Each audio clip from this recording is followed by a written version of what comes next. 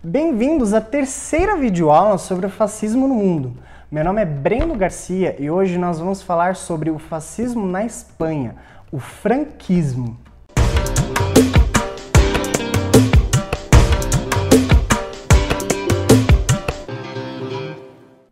Já verificamos anteriormente o cenário mais propício ao surgimento dos regimes fascistas. E é claro que no contexto espanhol isso não seria diferente. Mas eu gostaria de frisar alguns acontecimentos especificamente espanhóis que intensificaram o processo de ascensão da ideologia político-fascista no país da Espanha. Você se lembra da Primeira Guerra Mundial? Então, a Espanha ela se posicionou de uma forma neutra em razão da sua crise econômica e da sua inferioridade militar. Mas outra causa muito importante para a neutralidade da Espanha na Primeira Guerra foi a presença de crises sociais em razão da polarização política no país. A polarização política na Espanha se intensificou nesse momento com muita força, assim como a crise econômica que contava com os empréstimos dos Estados Unidos após a guerra. Mas em 1929, com o crash da Bolsa, ou a crise de 29, que se iniciou nos Estados Unidos, não deixaria os outros países e a Espanha de fora. Havia uma dependência mundial da economia americana e principalmente dos países europeus que se envolveram na Primeira Guerra Mundial. E com a diminuição das importações e das exportações, alguns países que dependiam desta questão econômica de relacionamento com os Estados Unidos caíram. Então, a década de 30 foi uma década economicamente péssima para vários países. Em 1936, a Frente Popular, ligada ao Partido Republicano e a grupos socialistas e até anarquistas, venceu as eleições.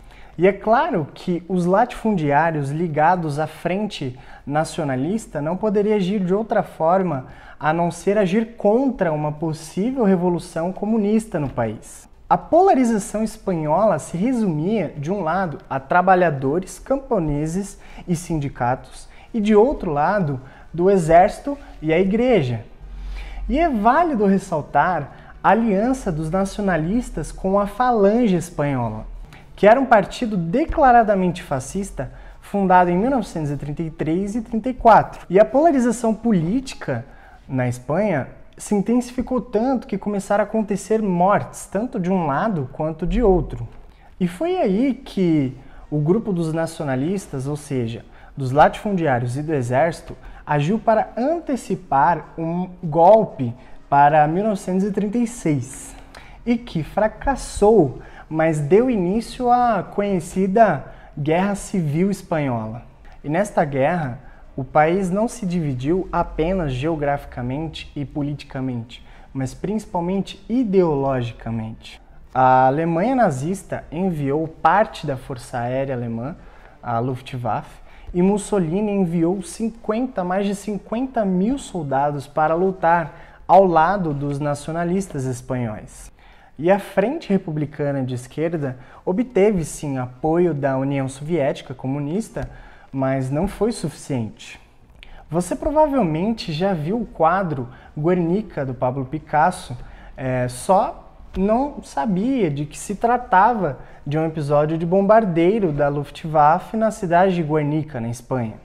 Mas em 1939, como você deve imaginar, a extrema-direita venceu a guerra e instaurou um governo sob a liderança de Francisco Franco.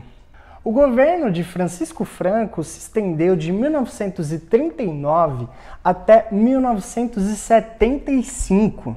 E talvez você se pergunte como que um governo fascista pôde durar tanto após a Segunda Guerra Mundial. Pois é, é difícil de explicar, mas com certeza um dos fatores que justificam a presença desse governo fascista há tanto tempo após a Segunda Guerra Mundial foi a presença dos três poderes no governo espanhol, do poder legislativo, executivo e judiciário, como uma aparência externa para os outros países. E vejamos algumas características desse governo. O franquismo, assim como em outros regimes fascistas, possuía como características o autoritarismo, o conservadorismo, o militarismo, o culto à personalidade do líder, o nacionalismo, o anticomunismo, o controle dos meios de comunicação em massa e fazendo uma ênfase aqui a eliminação da oposição ao governo fascista de Francisco Franco. O franquismo aprisionou mais de 300 mil pessoas, exilou milhares e fuzilou mais de 150 mil pessoas, além de desaparecer com muitas outras. E o franquismo, no seu controle da mídia, manipulou a sua imagem perante a sociedade para que as pessoas acreditassem que era um governo bom. E, por exemplo, no contexto de Guerra Fria, após a Segunda Guerra Mundial, o governo norte-americano começou a investir financeiramente em países para combater o avanço do comunismo. E na década de 60, a qualidade de vida na Espanha se intensificou em muito. Mas em 1975, com a morte de Francisco Franco, esse governo se enfraqueceu. E a Espanha ficou sob a liderança provisória de Juan Carlos I até o processo de redemocratização da Espanha. Se você gostou deste conteúdo, comente, curta o vídeo e se inscreva no nosso canal. Eu não sei se você assistiu os outros vídeos sobre as origens do fascismo na Itália e o salazarismo em Portugal, então eu vou deixar aqui no final do vídeo. Siga a Teori nas redes sociais e bons estudos!